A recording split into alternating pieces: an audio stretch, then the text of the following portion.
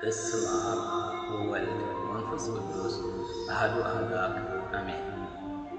መቐፀልታ መጽሓፍ ጥበብ ሰሎሞን ምዕራፍ 14 ብዕንጨይቲ ዝተሰርሐ ጣዖትን መርከብ ናሆን ከምኡውን ሓደ ዝናወፅ ማዕበል ኣብ ዘለዎ ባሕሪ ክጓዓዝ ዝዳሎ ሰብ ምእንቲ ከድሕኖ ብቑራጽ ዕንጨይቲ ዝተሰርሐ ጣዖት ይልምኖ። እንተኾነ እቲ ቁራጽ ዕንጨይቲ እቲ ካብታ ጸይራቶ ዘላ መርከብ እኳ ኣዝዩ ዝነኣሰን ዝሓመቐን እዩ። ሓደ ድሌት ረብሓ ዘለዎ ሰብ ነዛ መርከብ እዚኣ ሰኣላ፣ ጥበብ ከዓ ክኢላ ጻራት ዕንጨይቲ ኮይና ሰርሐታ። እንተኾነ ኣቦ ሓለዋኻዩ ዝዝውራ እወ ብማዕበል ባሕሪ ብድሓን ከም እትሓልፍ ዝገብራ ንስኻ ኢኻ። ካብ ዝኾነ ሓደጋ ክተድሕኖም ስለ እትኽእል ክእለት ዘይብሎም ሰባት እኳ ብባሕሪ ይጓዓዙ። እቲ ብጥበብካ ዝፈጠርካዮ ነገር ኣብ ረብሓ ክውዕል ፍቓድካዮ። ስለዚ ድማ ሰባት ኣብ ቁራጽ ዕንጨይቲ እምነቶም ኣውሊቖም ንባሕሪ ብጃልባ ሰጊሮም ብድሓን ናብ ምድሪ ይበጽሑ። ብመጀመርታ ዘመን እውን እቶም ዕቡያት ምጉዓዝ ሰባት ክጠፍኡ ከለዉ እቲ ተስፋ ዓለም ብኣኻ ተመሪሑ ብኸምዚ ዝበለጸት ጃልባ እዩ ዝደሓነ።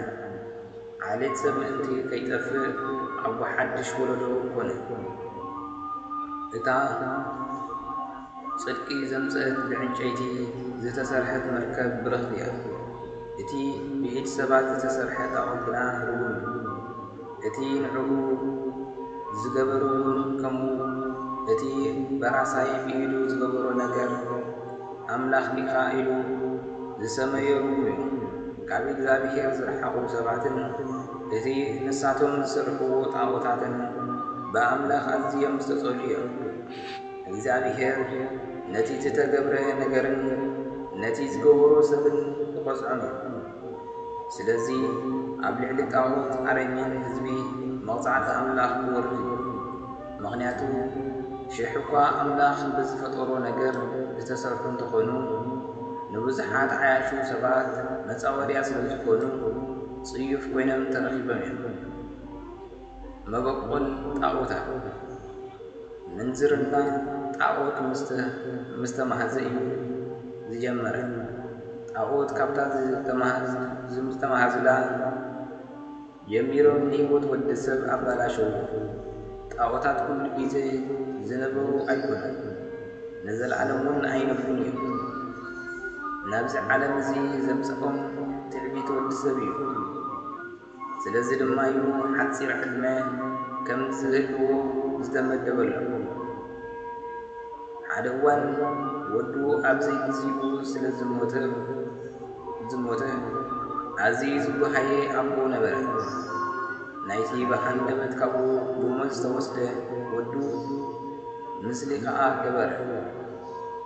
ጸኒሑ ነቲ ምዉት ሰብ ከም ኣምላኽ ክገብሮ ጀመረ። ነዞም ኣብ ትምህርቲ ስልጣኑ ዝነበሩ ድማ ብኸመይ ክሰግዱ ከም ዘለዎም ምስጢር ኣገባብን ስርዓትን ኣመሓላለፈሉ። ነዊሕ ዘመን ምስ ሓለፈ እዚ ልማድ እዚ እናኸረረ ኸደ።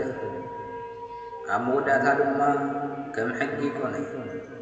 ብትእዛዝ ሓያላት መራሕቲ ድማ ኣምልኾ ጣዖት ተጀመረ። እቶም ኣብ ርሑቕ ዝነበሩ ህዝብታት ኣብ ዙርያ ንጉሶም ተረኺቦም ከኽብርዎ ኣይክእሉን እዮም። ንንጉሶም ከኽብርዎ ኣዝዮም ስለ ዝህንጠዩ ግና ንጉሶም እንታይ ከም ዝመስል ይሓስቡ፣ ናቱ ምስሊ ከዓ ይገብሩ። ስለዚ ድማ ነቲ ዘየሎ ከም ዘሎ ብምምሳል በቲሮስን ስምዒቶም ይሰግዱ ነበሩ። ብድሕሪዚ እቲ ልዑል ፍናን ዘለዎ ጸራባይ ድማ ናብቶም ነቲ ንጉስ ዘይፈልጥዎምን እዚ ኣምልኾ እዚ ከም ዝዝርጋሕ ገበረ።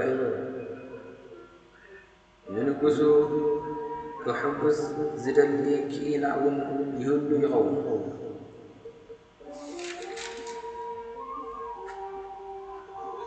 نسو بخدته نتي مسلي كابتي نقوس عزيز سبقه غيرو يقرصو شعو حزبتات بتعيو إيدة قبل عزيز يمسدو بزيخا اتقدم زخبرو زنبرو حجي كم أملاخ سجدتهم زقبل يخون سلازي لما زي نجر زي الود السب موت سكبلو مفنتر عفنا كمي سبعة الشبر كبتحم كله وين قستات فجب كلهم كله الذين أملاك رئيس قلباء أملكو نتهم بأمني وي بعجي سسرحو نجرا كهبوهم جمر صعبين طاوتا سعبو سبات زعبا أملاك زتقابي فتقد نبرو إذا ترايقنا أي زترايقنا أي أخلون عزيم بنا أسر زنبرو إيوتهم كفوك يحالفو نبرو الذي كل زي زعبي كفو نجر كأ سلام لهم يصورو نبرو زخوني عبي نجر كيمرو خلو هزان يسوء نبر حلو سرعات أملكو نبر كتعي زي كله مستن بهرياوي زي كونه موصباوي ركبن لسنين انسساوي سرعات يزوكو نبر يوتن كونه مرعهم بنصهنا أي حدون نبر وين حدهم بتنقل يقاتلوا وي أنستي حد برخصت بمركز يوحي نبر كل دم مساس قتلة سرق كتفة بلشونا ومن زي مخانا نعب حسوت ننصحات سوات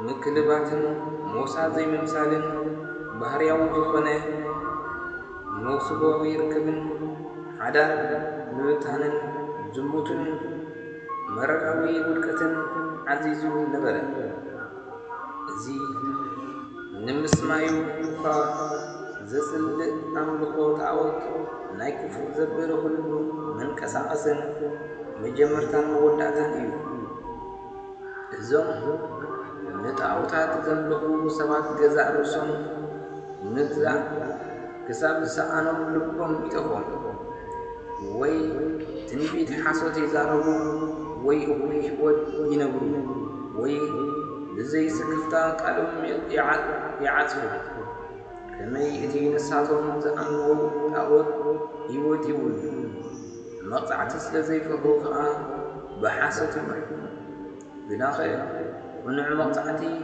بخلت مخنيات فوردم مجمرتا نتعود تملكو نأملخ بمحدابهم استقاقين كالا أي لسبات مهنتي كقابيو نقدسنا نعقوم حاسو سلستزارو عمس أنياتات سبات حتياتهم كلو بحيل التي نساتهم زمحانو نقر زيكونس بتي حتيات أنياتات كقصعلو زقبوهم كسدون كقصعن يوم